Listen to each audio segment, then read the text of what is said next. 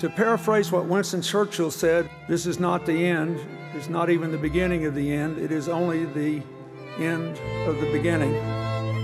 In other words, we have to transition now from what has essentially been make it up as you go along emergency response to one that we can sustain. In this Vienna conference, because of the financial crisis that we've been experiencing for the last year to 2 years, many people have been talking about, is this an optimistic or a pessimistic conference? And truth be told, it's a bit of both. We can do more to get the most benefit from each dollar of funding and every ounce of effort.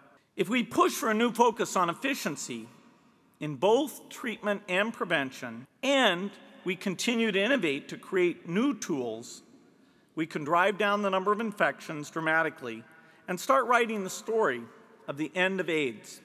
We need to do more, but we need to do it smarter, and we need to do it better and cheaper. In the short term, the financial situation makes life very difficult for continued expansion of HIV/AIDS programming. But in the case of what the technology is doing, what the experience is doing, what the success stories have shown us, I think we've never had a more optimistic time in both HIV prevention and treatment. It is anger and outrage that has kept me campaigning for the last 7 years and will keep me campaigning until we see the kind of changes that Michel Sidibe is talking about. What AIDS2031 was calling for is more efficiency, more value for money, and making sure that our delivery system can be simplified. Healthcare is not just a right, it's basically an extraordinarily good economic investment with a very high rate of return. AIDS2031 was for me a moment to reflect on long-term response. It was a moment to look at what could be the important social transformation, but also economic transformation, technological transformation, which will be needed to make this long-term vision possible.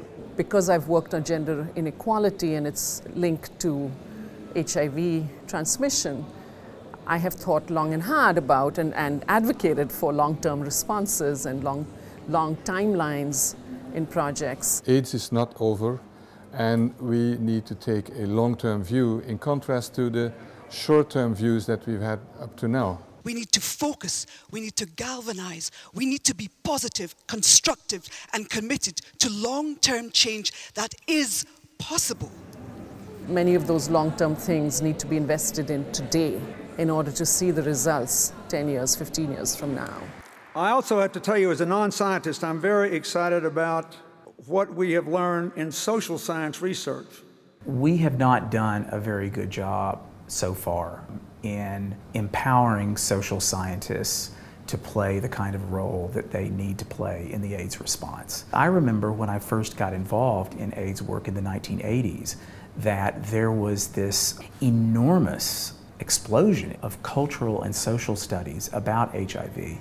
A lot of response to social problems in general is often plagued by, I would say, short-term focus or looking for simple solutions to complicated problems. The social drivers group recognizes the complexity of issues, the need to think long-term, and can provide a strong voice in order to hopefully move the HIV response into one which will have more sustainable, more effective long-term solution. How do you bring about health-enabling environments, and how do you bring about AIDS-resilient communities in specific situations? And there is no simple answer, as we've talked about this from time to time, that we can apply in each and every context. You can't only talk to individuals and put all of the burden on individuals. You have to find ways to help them link in positive ways with people in their communities, and that will help build resilience to HIV. We've sort of started from the premise that we know what the answer is, and that the challenge is just to get these programs up and get these different things to people as quickly as possible. And a piece of that is true, but we have missed the fact that there are important pieces of information that we don't have. All of this will remain rhetoric and conceptual till national governments begin to integrate it within their national plans and include within their regular monitoring exercises some social analysis that looks at how these social factors interact to produce the particular epidemic in their country. Leadership and politics have been fundamental in the response to AIDS. Whenever we made progress, it was because of strong leadership and good politics.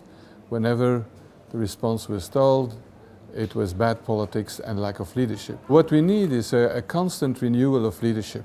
We need the young people to come in, not only the leaders of tomorrow, but some of them are already leaders today. I think the legacy of the AIDS2031 project was really to connect HIV to larger issues that everybody now acknowledges we have to be looking at, and integrating the HIV response with larger health and social well-being and human rights responses. That'll be a contribution of AIDS2031.